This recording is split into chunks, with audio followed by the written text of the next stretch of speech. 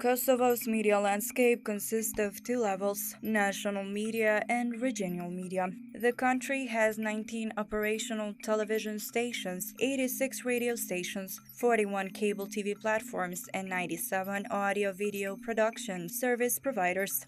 Media in Kosovo are not required to be registered specifically as media. They register as business entities. In recent years, Kosovo's media landscape has grown, with new media companies starting up every year. There are certain times in which biased media that have certain agendas, flourish. These times include elections, pandemic, crisis, and more. These pseudo-media establish themselves to follow hidden agendas, which many audiences never perceive. Even so, Kosovo is not as receptive as some when it comes to foreign propaganda, including in the immediate region. Advanced democracies such as the United States find that media literacy is the only solution to fighting disinformation and misinformation that bias certain groups spread. This being the case, the United States has contributed enormously in the matter by establishing institutions, organizations, institutes, and other mechanisms to educate its citizens with regards to news consumptions and, in general, media. We are about to find more about media literacy, what it does, what it aims to do, and what results. What really is media literacy? How can our society embrace and take action based on these American practices? Media literacy can help citizens to be better consumers of news and help them learn how to distinguish news from disinformation, misinformation, and propaganda. America's most influential people who are dealing with this phenomenon tend to consider it a civic duty while they are working on techniques and tools to make all of society more media literate.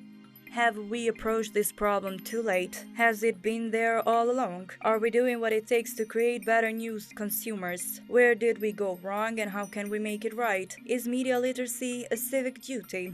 Furthermore, in our question to what group is harder to reach regarding media literacy, we received different answers from different perspectives.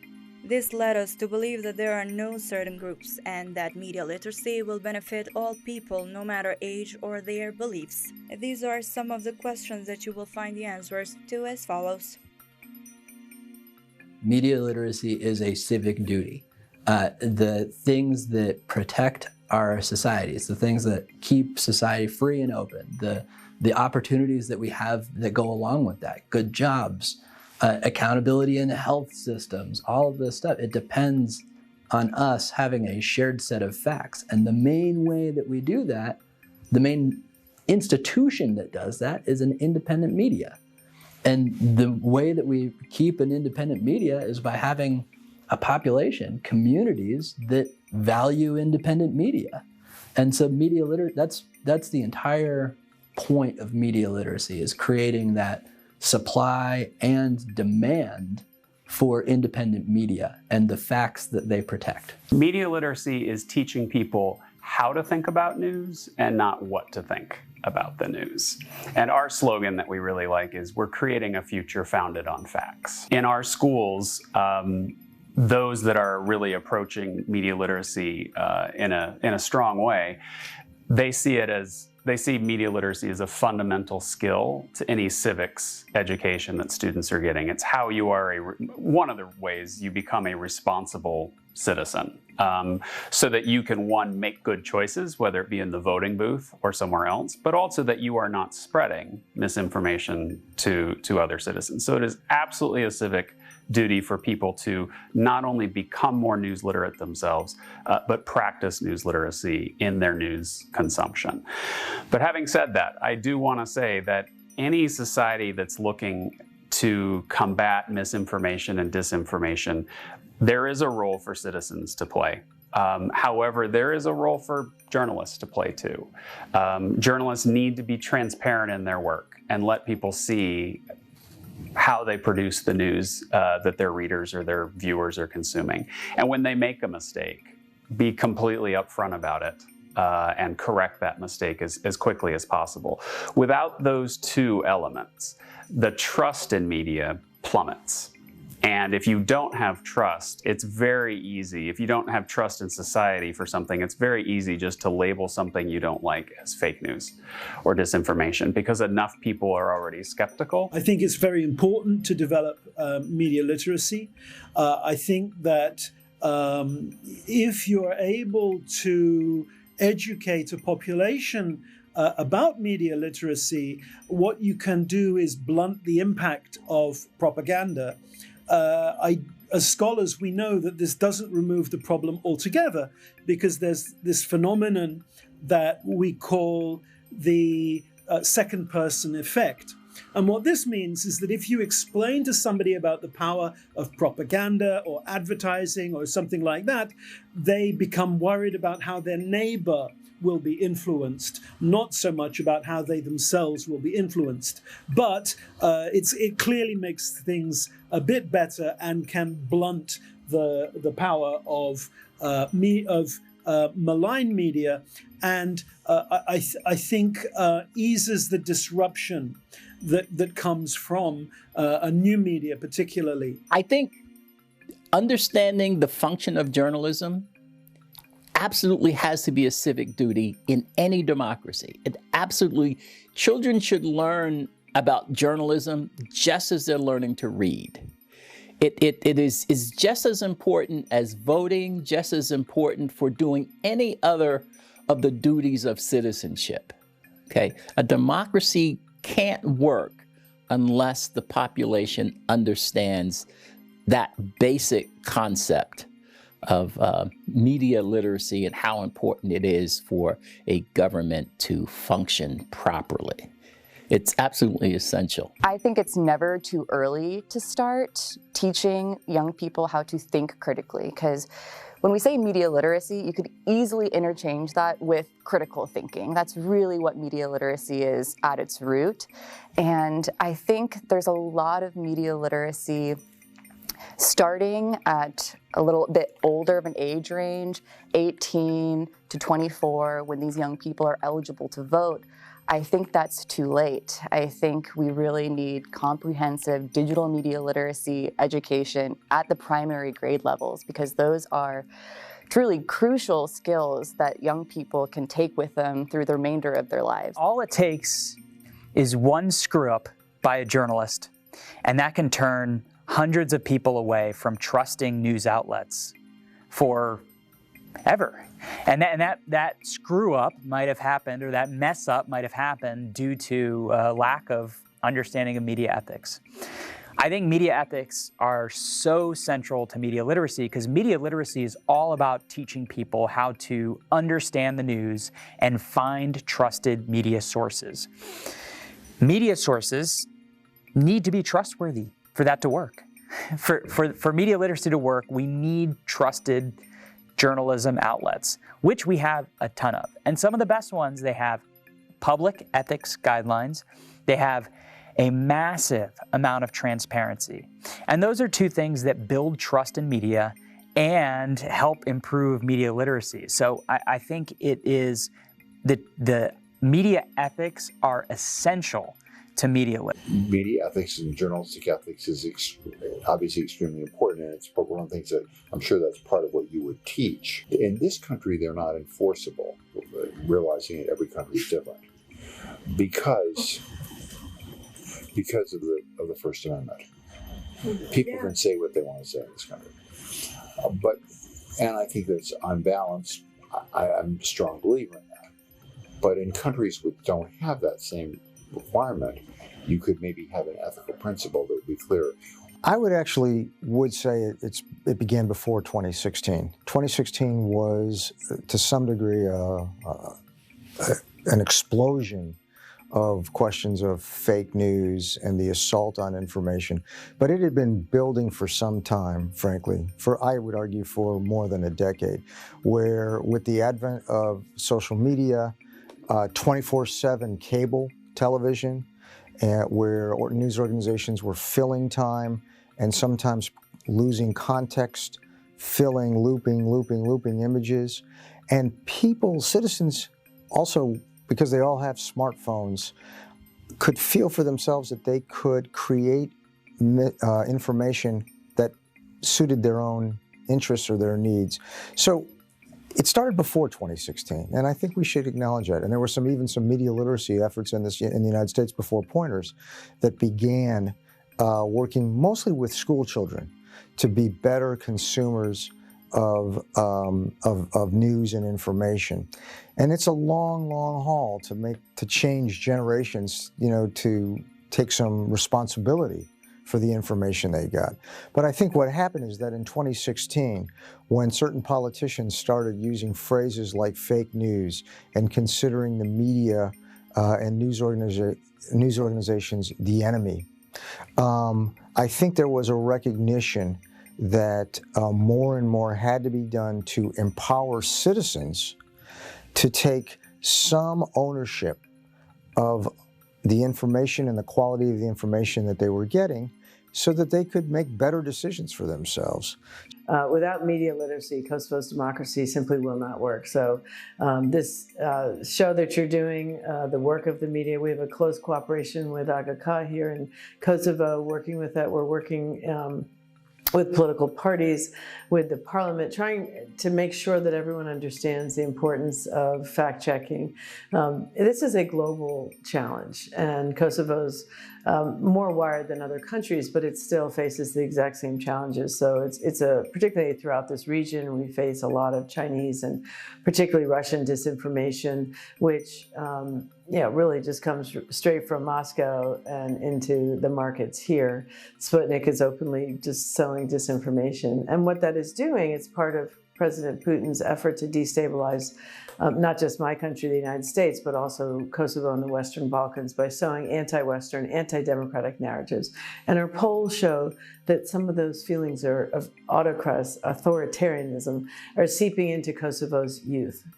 Some of our youth, under certain circumstances, it's okay to censor the media. It's okay to infringe on human rights. That's the roots of authoritarianism setting foot even here among the youth in Kosovo. So I think the alarm bells should be off, and media literacy has to begin now and at a very early age. And it's everyone's civic duty. Democracy won't work without it. Or is really the problem that we've never developed the healthy public routines? I mean, I think, every time I talk to someone about media literacy and I say, do you as a human being consume media in the same way your parents did? And the answer is always no. Do your parents, if they're alive, still consume media the same way they did when they were your age? The answer is no. What have we done as a thoughtful intervention to change how you or your parents or your kids consume news? And the last analogy I'll give for this is, I actually think rather than starting with fake news, starting with the diet metaphor is so powerful. We're at a similar inflection point where some people still live on a farm and their farm to table is quite literal.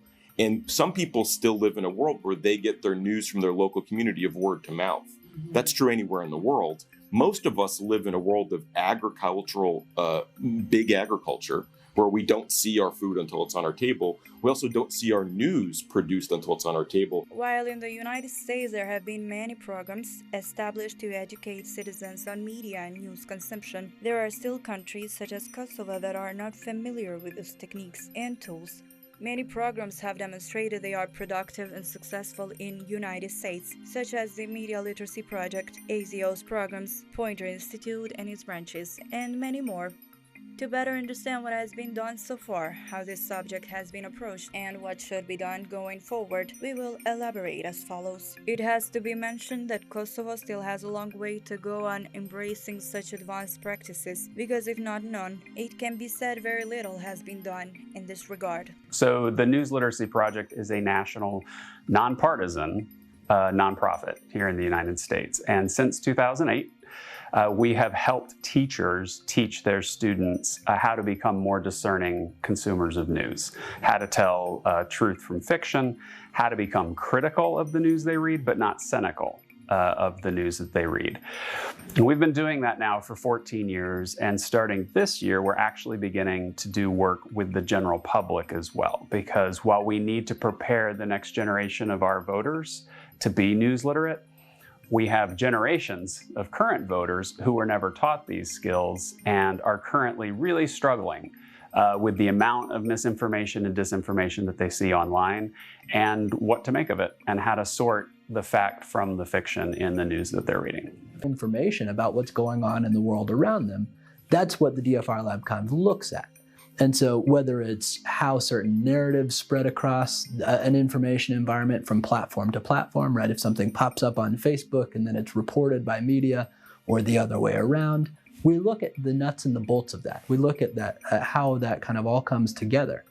And we look at that in order to find where there's discrepancies or falsehoods or harms to what we would call the shared set of facts that democracy depends on. And for us, that's really, really important, because that kind of gets away from like why media matters, or it might sound like it gets away from why media matters, but a shared set of facts that democracy depends on, media is essential, independent media is essential to making sure that that exists. And why does a shared set of facts mean so much for democracy? It's existential. Without a shared set of facts, how do we come together as citizens to make decisions that are, huge for each one of our communities, our countries? Pointer is an institute that works with professional journalists around the world to elevate the craft of journalism, their ethics, their journalists' ethics, storytelling, reporting, digital work, leadership, in the belief that better journalism is good for democracy and good for citizens. In the last 5 years, we have expanded that work to include not only teaching professional journalists, but also as basically a headquarters for fact-checking in the United States with PolitiFact, which is owned by Pointer and is the largest political independent fact-checking organization in the United States. We are also home to the International Fact-Checking Network, which supports fact-checkers around the globe to ensure quality fact-checking and independent journalism and independent fact-checking around the globe. And we are home to MediaWise as well. MediaWise is our media literacy program that is working also around the globe now to work with everything from middle school, elementary school children, all the way to senior citizens to help them be literate and figure out for themselves the difference between fact and fiction online. We work with journalists to demonstrate what makes their information credible. We remind them that there is plenty of irresponsible information out there, and that as a news consumer, it's genuinely very confusing to figure out what to trust and what not to trust. So if a headline from a reputable TV station, newspaper, radio station shows up in somebody's social media feed or is on the TV at the gym next to irresponsible information, it is genuinely very difficult to tell which is which. So we advise journalists to empathize with that and to acknowledge that there is a lot of irresponsible information in the world, and to say, but here is what makes our work credible. Here is why we invite you to consume our information in a way that makes you comfortable with what we're sharing. One of the things that's really important is that mis and disinformation now is global. It's a globalized thing thanks to technology, and so it's good to network with other fact-checking units outside of your country so that you can stay abreast of misinformation, disinformation from the start. One of the things that the IFCN has helped spearhead is different innovations. So we did the Coronavirus Facts Alliance, where our fact-checking units across the globe shared common mis and disinformation that was coming out about coronavirus. Recently, we've done the same thing with Ukraine Fact Alliance. That was spearheaded by Maldita.es, which is a fact-checking unit in Spain. And they helped share mis and disinformation, because the more units that can verify it, or debunk it, the greater that impact is. And impact is really important in fact-checking. The other thing is staying abreast of social media and knowing where people are getting that information from. In some countries, Twitter is really prominent. In the US, Twitter is very, very prominent. In other countries, Facebook is the more prominent social media. I think that's true of a lot of countries. And then also targeting different demographics. For example, in the United States, we target Instagram and TikTok to try and debunk mis and disinformation, because that's where young people are. They're not on Facebook anymore. And just being aware that all demographics share mis and disinformation. It's not just young people, and it's not just old people, it's them and everybody in between. And so being aware of where misinformation comes from and knowing to check it is pretty vitally important. But again, I think being aware that mis and disinformation is a global issue and that misinformation, it's not restricted by border. Politicians will say just about anything to try to get elected. That's a worldwide phenomenon, I'm sure. And what we saw is that there were, in journalism in the United States, there was a fear or hesitancy to say that politician is not telling the truth. They're lying. Or they're saying something that's half true. And we thought that people, citizens, voters, needed to know what was true and what was not. And this was exacerbated because of the situation of the internet. We thought at that time in 2007 that citizens did not have the ability to properly understand what was true and what was not on the internet. And so they needed sources of information that they could go to get the right information. Starting in 2007 was, we would let you know if your politician was telling you the truth or not, right? Holding them accountable. So we've been around for 15 years now. We have published more than 23,000 fact checks, and we have expanded to cover lots of different things. So now, while we started only fact-checking politicians, now we fact-check members of the media. We fact-check online posts, viral images, memes, videos, people on TV, people on talk radio, newspapers. Basically, any piece of content that you can see or find is something that we think we can fact check. We have an inbox at Axios, news@axios.com. It comes to me. It's where people send complaints or ask for corrections. And oftentimes people email me and say things like, oh, you're fake news, you're stupid, why are you even doing this? And then I ask them, what do you read? Who do you trust? And there was an example yesterday where someone wrote back and said, well, I read the New York Times and I read the Wall Street Journal. I'm also a big fan of the Epoch Times. The Epoch Times is a news organization started by Falun Gong, the Chinese organization, which is not fact-based. They do a lot of real news, but they also do a lot of misrepresented news. And I emailed the person back, because you need to be a little smarter about this. And I sent them something from an organization called NewsGuard, which does audits of news organizations in the United States to determine where they get their funding from, who runs it, if they're honest or not. I told this person, you should pay more attention to this, because you're reading this and you think, oh, this is just like the Washington Post. It's not. And I think that's the challenge in media literacy, that it's very difficult for people to tell the difference between that. So what we teach at MediaWise is the ability to identify keywords when you are reading it, because most trustworthy journalism outlets will have the story marked as either an opinion or a column or an op-ed or an editorial.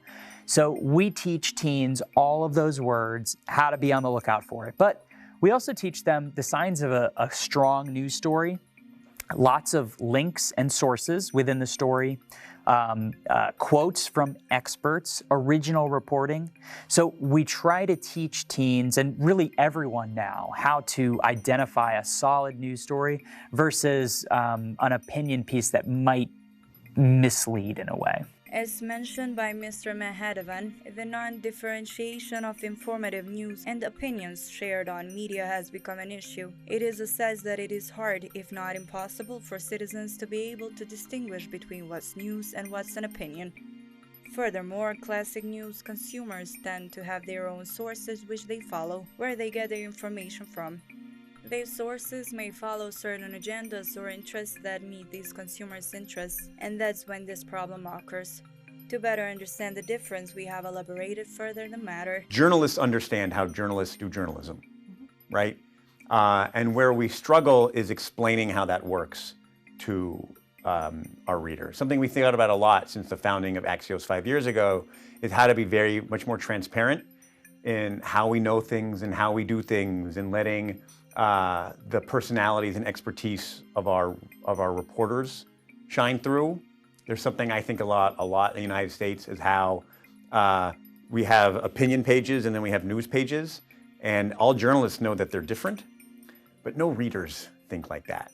Only people in journalism schools think like that. And so I think it's very important to be more emphatic about those distinctions and how those things work because of the threats to journalism and to journalists, not just in the United States, but around the world now? I mean, I think it's an interest, it's in the interest of all journalists to help people understand the difference. You know, one of the things that I think there's a conversation that's ongoing about is what is the terminology that we journalists use to describe our work, and how does that translate to the public? You know, when we talk about what's an article and what's a column and what's an opinion and what's commentary, those are terms that don't necessarily resonate with the public. They sometimes have difficulty distinguishing, and we forget that that is often what we call in the US jargon, right? That's really just sort of common to our industry. So that's one of the reasons why we advocate for newspapers, news organizations, being as transparent about their work as possible, explaining to people the difference, labeling content when necessary so that people can tell what is opinion and what is a fact-based article. Opinion writers very often don't lay out a rational fact-based, a factually based basis for their opinions. They just assume, and very often correctly, that the reader already agrees with the basic premise, and they just give them sort of reassurances that their particular attitude is correct. Okay, that's what non-professionals and propagandists would do. But a professional journalist wouldn't do that, because a professional journalist has been trained not only to make suggestions for how to deal with this issue, they also are required to bring in alternatives from the other side. Yeah, I teach opinion writing, and I absolutely, unequivocally require you must bring in some of the other side to show the reader that you have assessed both sides, and by laying out the facts and applying rational thought, you reach this decision. But you reach that decision after considering the other side. Okay, propagandists will virtually never consider the other side except to criticize it. Okay, and that is very often referred to as fake news. Always looking up the authors, as recommended by Professor Watson, is something applied by journalism students. For more, students have shared with us other techniques and methods that they have learned during their studies and which they apply in their everyday life for fact-checking, as well as their perceptions on social media. In the media-wise virtual trainings that we always have like a set of like fact-checking tools and tips, and there's always one tip that I feel can be used in almost every situation, in almost every context, with every kind of post, and it's called reading upstream. So for example, you see any kind of media, so a picture, like a photo, video, article, or basically any type of media, and the concept behind reading upstream is to sort of find the original source of that piece of media. The three questions that the fact checkers pose are: who's behind the information, what's the evidence, and what do other sources say? So we have to consider the source, evaluate the evidence, consult multiple sources, which we all should be doing, not just reading one source or two sources for news, and read laterally. Open up the tabs to see what other trustworthy sources have to say about the information, particularly if we're not familiar with the website. And use click restraint. That is, when you Google something, when you search for something, you have to resist the urge to look at the first thing that comes up, or the second, or the third, and instead check what the titles are, look at the URLs, and look at the snippets. Usually the first few things that come up in the search are advertisements. It's sponsored content, and we don't want to be clicking that on. And also check nonpartisan fact-checking sites. Everyone right now is capable of being a journalist. Everyone right now is capable of producing the media. And I think this contributes to the expansion of what we're talking about, misinformation and fake news. And it also, what I believe is the audience right now is, we are in a way more fast-paced environment where people go to social media for their news for their news just by reading the sensationalist titles, which is sometimes all they need. One thing that I saw recently in the past several years is Facebook, Twitter implementing these sort of structures where they do this kind of fact-checking, and be that it may be marginally a good idea, but like you have to understand that these companies have incentives for fact-checking certain pieces of information. And there's always going to be monetary incentives for these large corporations. They are not neutral arbiters of truth. And I think what you were saying before about each individual person being responsible for understanding how to digest information is going to be vital.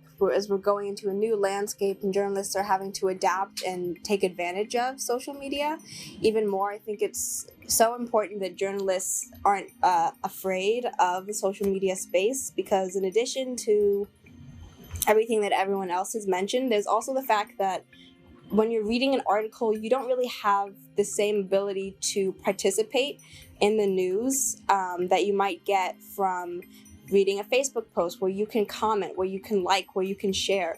So if journalists jump into that and embrace that aspect of social media, knowing that it has its risks and downsides as well, I think it can sort of strengthen the stories that we're sharing. Even though there is still a lot to be done in this regard, and the real success will be achieved when each citizen of the world will understand the purpose of media literacy. There have been great initiatives taken in order to help citizens embrace these practices. This is not the first initiative of Kosovo to embrace media literacy, which would benefit its citizens, but it is assessed that media literacy is still an unknown term to the majority, and that we are only beginners in the matter.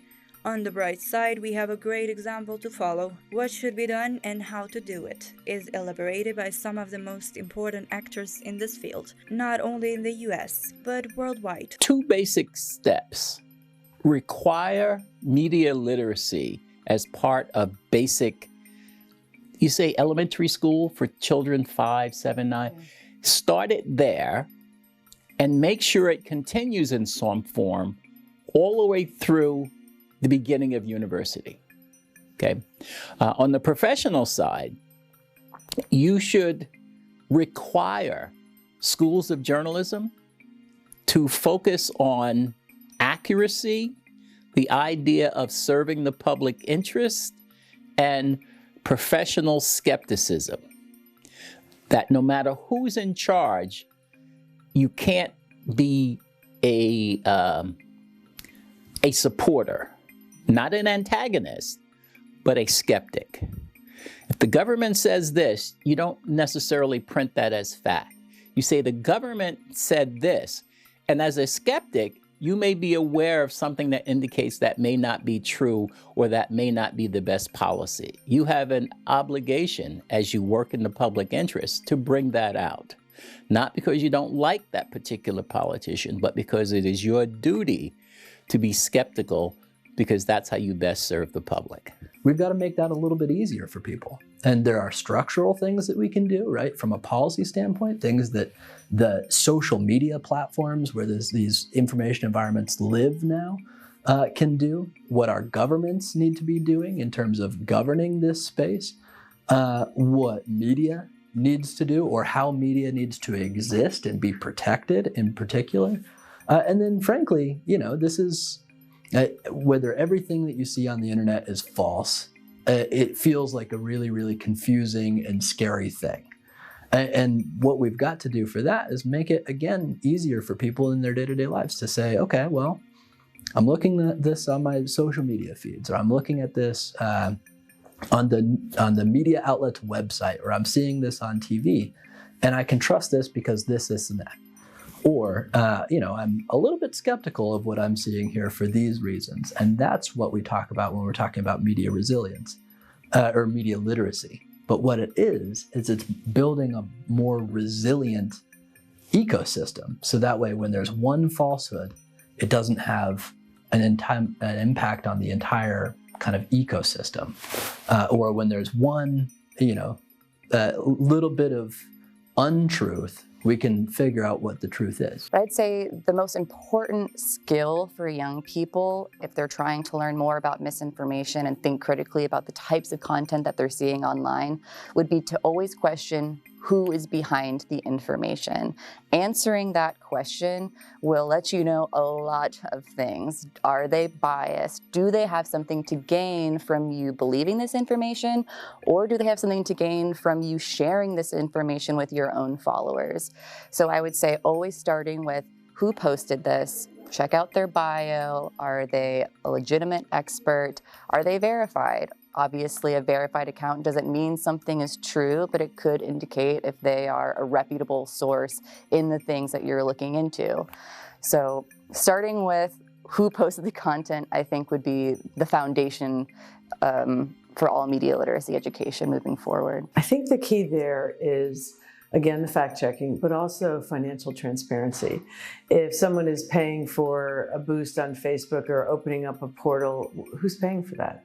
And that would solve a lot of the problems if you had financial transparency about who is behind these portals. You see this all through elections. All of a sudden these portals pop up and fan pages and things like that, but there's money behind all of that. So let's make it transparent so that you can have free speech, but purchasing of ads and engagement in the political sphere, the financing of that really needs to be public. Does it sound real? Like, if it sounds like it's not credible, click on another link. Like, do your research. Look at whether or not there's legitimacy behind this. Look at what the sourcing is. You should always look at where the source of something is from. And I think that's just a really basic, fundamental media literacy step, is just do a gut check. You have, as an app on your phone, an application, where you're reminded of what are the questions, what are you seeing? You put up your phone to this information you're seeing and it brings back questions you should be asking. It doesn't have to be high tech. It really is quite simple because the questions you should be asking about what you're seeing are actually really simple. It's about what are the power structures behind this thing I'm watching? Who made the decisions? What are you seeing? What are you not seeing? And what does it mean to me? Why do I care? Why should I care? Like, literally, it can be a few questions, and it gets kids to think. I think any way you can get it done, do that, right? Like, if I think about the laws regarding media and the understanding of media in the United States, like, I learned about that like in my law classes, like when I was in college, constitutional law. That's when I learned the boundaries about what are the restrictions on the press in the United States. Any way you can learn it, I think, is great. So I'm dodging your question here, just to say, like, I don't know if you can get it, get it. Don't worry too much about the mechanics of it. It's just that it's such a useful topic that is so easily lost in the speed of technological change. Any way you can have a conversation about it. And a conversation about it, I think, is very important. In 2016, the idea of disinformation or like Russian spam bots on Twitter, no one thought about that in the United States. And then we lived through an election and we've lived through the last 4 years. And now we're seeing what's happening in Europe with Ukraine and Russia. And I think just as a populace, we have a slightly more nuanced understanding about how information works on the internet. And so we're maybe learning it the hard way, at least we're learning it.